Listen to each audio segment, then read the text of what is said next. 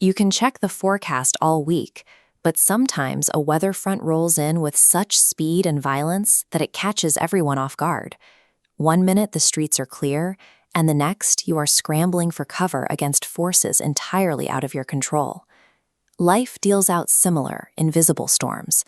For many, the most disorienting is spiritual betrayal, the exact moment a trusted spouse or loved one unexpectedly walks away from shared faith and sacred covenants.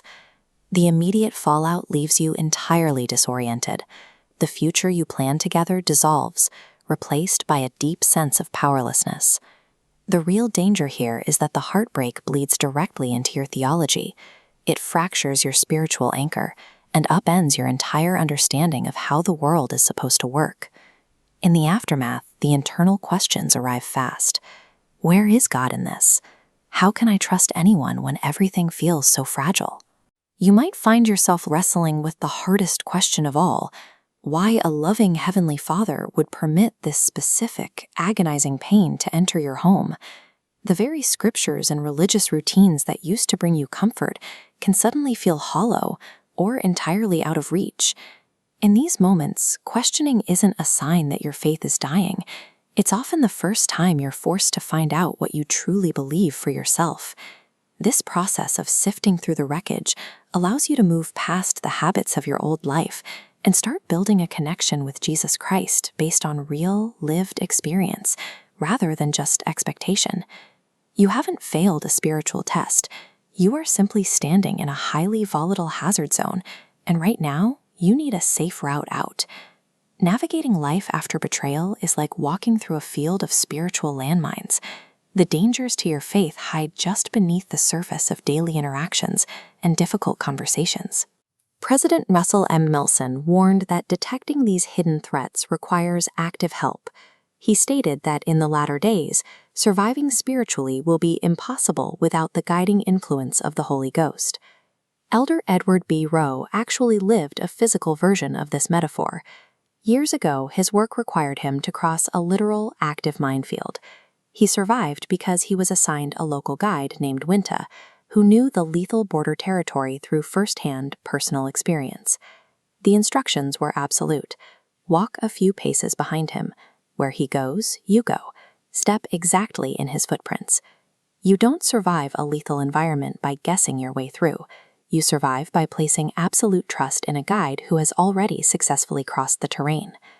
Jesus Christ operates as that exact kind of for spiritual trauma. He has already navigated the emotional and spiritual terrain of betrayal. While Christ's power reaches across humanity, his focus is intensely specific. His infinite sacrifice meets your personal trauma, and his guidance is calibrated exactly to your distinct strengths, weaknesses, and circumstances. He knows precisely how to navigate your current crisis, because he knows your mind and heart better than you do. That personalized direction is required to survive a spiritual crisis. No two betrayals unfold the same way, and no two human hearts heal on the exact same timeline. There is an obvious limit to the minefield metaphor. What happens if you've already stepped on a spiritual mine and your life is already fractured? But this is where Christ's role expands. He is your perfect guide, but he is also the master healer. It is easy to feel inadequate, convinced that you are stumbling through the pain and making far too many mistakes to deserve his help. Because Christ fulfilled the strict requirements of justice, he possesses the unique capacity to mend hearts that feel beyond repair. He can restore peace, even when your attempts to follow him are clumsy and imperfect. Spiritual perfection was never a prerequisite for rescue. Reaching out with real intent and a willingness to try is the only requirement for the healing to begin. His invitation remains constant and merciful. Come, follow me, and walk with me.